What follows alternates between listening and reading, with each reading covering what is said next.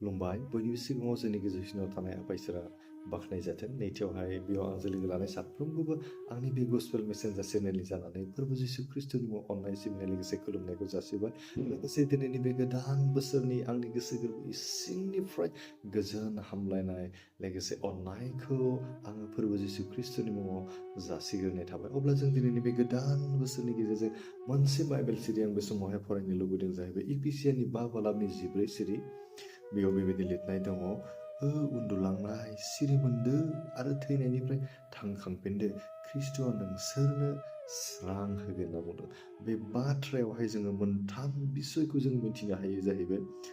उन्दुलांनाय सिरि मोनदो, बे गाबज्रिदों, कल खालामदों दिनैहाय जोंखौहाय, उन्दुलांनाय सिरि मोनदो आरो थैनायनिफ्राय थांखांफिनदो। जोङो दिनै मोदोम हिसाबै थैबाय, बे थिग नंखागौ। नाथाय जोङो दा समाव जों आत्मायावबो जोङो थैनानै थांबाय। संसारनि गाज्रि खामानियाव जों गावखौहाय गोदोनानै जों आत्मायाव गोथै जाबाय। बेनिखायनो जोंखौ आत्मानि सिखांफिननायखौ बेवहाय खावलायनाय जादों। जायफोरानोखि इसोरनि बायख' बायदि, इसोरनि बोसोन बायदि गावनि जिउखौ दैदेनो, बेबायदि मानसिनो स्रां होगोन होनना बुंदों। बे जाहैबाय इसोरनि समाय लानाय एबा इसोरनि प्रमिस। बेनिखायनो बे बाइबेल सिरिनि गेजेरजों जों सोलोंनो हायो जाहैबाय। सिरि मोनदो, बेयो गाबज्रिदों जोंखौ, नों उन्दुनानै दङ, नोङो फैदो, सिरि मोनदो होननानै। नैथिया जाहैबाय थैनायनिफ्राय थांखांफिनदो, ख्रिस्ट'नियाव गोदान जिउ मोनो होनना बुंदों। जोबरोङै जिउ फोरबो जिसु ख्रिस्ट'नियाव मोननो हायो। बेनिखायनो बियो जोंखौहाय दिनैहाय थैनायनिफ्राय थांखांफिनदो होननानै बुङो। आत्मिक जिउनि जे जों थैनानै दङ, गाज्रि खामानिजों, गाज्रि साननायजों, गाज्रि मावनायफोरजों, बेनिखायनो बिनिफ्राय गोसो फाफिनदो आरो फोरबो जिसु ख्रिस्ट'नियाव बासायजानायखौ लाफिनदो होनना बुंदों। बेनिफ्राय प्रमिसा जाहैबाय थामथियावहाय नोंसोरनो स्रां होगोन होनना बुंदों। बिदिनो समाय लादों, माबायदि स्रां बेलाय।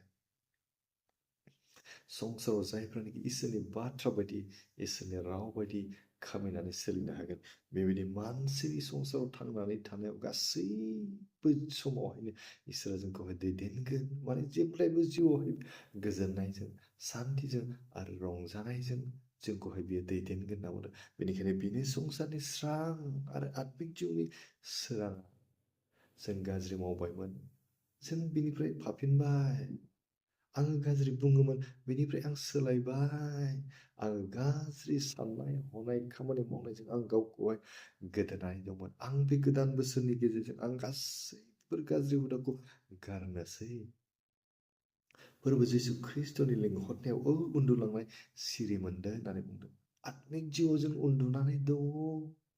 सैताननि गाज्रि खामानिफोराव जों गफबनानै दङ। जोंखौ फोजादों, फैदो, मोजां खामानि मावफैदो, आंनि अननायाव थाफैदो। बेनि गाबज्रिनायाव जोङो जोंनि थैनायनिफ्राय थांखांफिनदो होनना बुंदों। आत्मिक जिउआव जों थैनानै थांबाय, थैबाय, नाथाय जोंखौ दिनै इसोरा बासायदों। थांखांफिनदो, फैफिनदो आंनियाव, आंनि अननायखौ लादो होनना बुंदों। बेनिखायनो ख्रिस्ट'नियाव गोदान जिउ मोननो हायो। बेनिखायनो जों दिनैहाय बे गोदान बोसोरनि गेजेरजों जों रिपेन्ट खालामनि, गावनि गोसोखौ जोङो फिदिंफिननि, इसोरो जों गथायनि, अब्ला इसोरो जोंनो गोदान जिउ होगोन होनना बुंदों।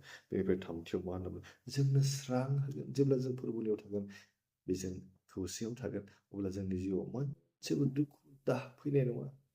जों गोजोनै थानो हागोन। इसोरा बे गुसुं रावनि गेजेरजों जों साफ्रोमखौबो आशीर्बाद खालामदों। आमेन। गोजोन्थों। Thank you.